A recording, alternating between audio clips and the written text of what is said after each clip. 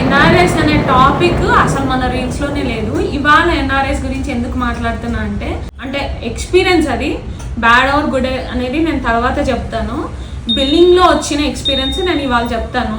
ఏమైందంటే లైక్ వాళ్ళకి ఆల్రెడీ మనం బిల్ చేసాము, కస్టమైజేషన్ చేసి ఇచ్చాము, అన్నీ ఫినిష్ అయిపోయాయి.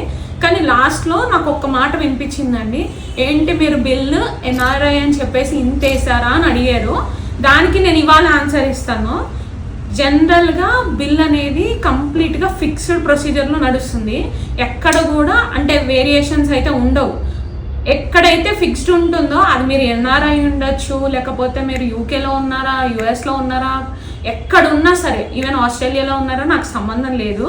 వేరియేషన్ బిల్లులో ఏ మాత్రం ఉండదు. కస్టమైజేషన్ ఛార్జెస్ సేమ్ ఉంటాయి, లేకపోతే మేకింగ్ ఛార్జెస్ కూడా సేమ్ ఉంటాయి. అది గోల్డ్ అయినా సరే, సిల్వర్ అయినా సరే.